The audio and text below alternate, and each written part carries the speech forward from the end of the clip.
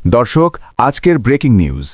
শরীফ ওসমান বিন হাদিকে গুলি করে হত্যাচেষ্টায় জড়িত ব্যক্তিদের গ্রেফতার, দেশব্যাপী অভিযান চালিয়ে সব অবৈধ অস্ত্র উদ্ধার ও নিষিদ্ধ আওয়ামী লীগের সন্ত্রাসীদের গ্রেফতার দাবিতে স্বরাষ্ট্র উপদেষ্টার কার্যালয়ে ঘেরাও কর্মসূচি পুলিশের বাধার মুখে পড়েছে। আজ সোমবার দুপুর ঢাকা বিশ্ববিদ্যালয়ের কেন্দ্রীয় ছাত্র সংসদের কার্যালয়ের সামনে থেকে এই কর্মসূচি শুরু হয়। কর্মসূচিতে অংশ নেওয়া ছাত্র জনতা স্বরাষ্ট্র মন্ত্রণালয় অভিমুখে রওনা দেন।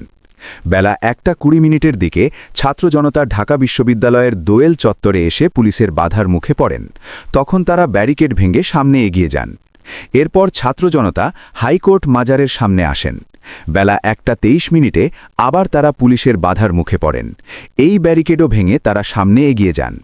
বেলা 1:27 ছাত্র জনতা শিক্ষা ভবন সংলগ্ন সচিবালয় অভিমুখে যাওয়ার সড়কে পুলিশের বাধার মুখে পড়েন। এখন তারা সেখানে অবস্থান নিয়ে বিভিন্ন স্লোগান দিচ্ছেন। স্বরাষ্ট্র উপদেষ্টার কার্যালয় ঘেরাওয়ের এই কর্মসূচিতে নেতৃত্ব দিচ্ছেন ডাকসুর ভিপি আবু সাদিক কায়েম। তার নেতৃত্বে 10 সদস্যের একটি প্রতিনিধি দল বেলা 1:45 দিকে স্বরাষ্ট্র উপদেষ্টার কার্যালয়ের উদ্দেশ্যে রওনা দেয় এবং মিটিং শেষে তিনি বলেছেন, 3 দফা দাবি নিয়ে আজ স্বরাষ্ট্র মন্ত্রণালয় ঘেরাও করা হয়েছে। 48 ঘণ্টার মধ্যে এই 3 দফা দাবি দৃশ্যমানভাবে বাস্তবায়ন না হলে স্বরাষ্ট্র উপদেষ্টা, আইন উপদেষ্টা ও পররাষ্ট্র উপদেষ্টার পদত্যাগ দাবি করেন তিনি।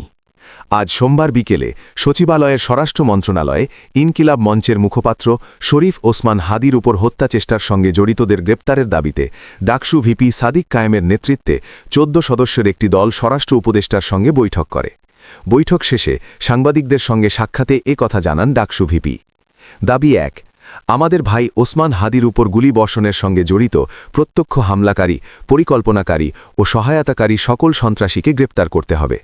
গোয়েন্দা সংস্থাসহ রাষ্ট্রের সকল সংশ্লিষ্ট অর্গানকে দ্রুত জবাবদিহির আওতায় আনতে হবে এবং যাদের গাফিলতি প্রমাণিত হবে তাদের বিচারের মুখোমুখি করতে হবে।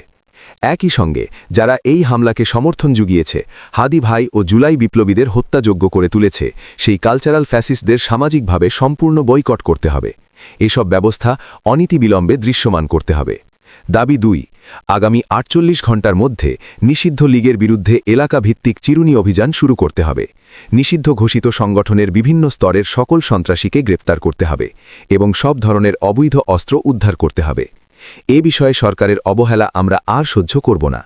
দাবি 3, ভারতীয় আধিপত্যবাদের বিরুদ্ধে প্রথম ও অপরিহার্য পদক্ষেপ হিসেবে খুনি হাসিনাকে দেশে ফিরিয়ে এনে তার বিরুদ্ধে মানবতাবিরোধী অপরাধে প্রদত্ত রায় কার্যকর করতে হবে। গণহত্যাকারী সন্ত্রাসীদের আশ্রয় দেওয়ার প্রতিবাদে ভারতের সঙ্গে কূটনৈতিক সম্পর্ক পুনর্বিবেচনা করতে হবে। অভিযুক্তদের ফেরত না দেওয়ার পূর্ব পর্যন্ত কূটনৈতিক সম্পর্ক স্বাভাবিক করা যাবে না। ডাকসু ভিপি আরও বলেন, এই দাবি অনীতিবিলম্বে না মানা হলে এবং আইন শৃঙ্খলা পরিস্থিতির দৃশ্যমান পরিবর্তন না দেখাতে পারলে স্বরাষ্ট্র উপদেষ্টা, আইন উপদেষ্টা এবং পররাষ্ট্র উপদেষ্টাকে পদত্যাগ করতে হবে। দর্শক, কমেন্টে জানান আপনার মতামত।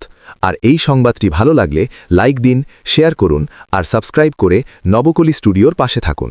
সচেতন সমাজের পথে একসাথে হোক পথচলা। আল্লাহ হাফেজ।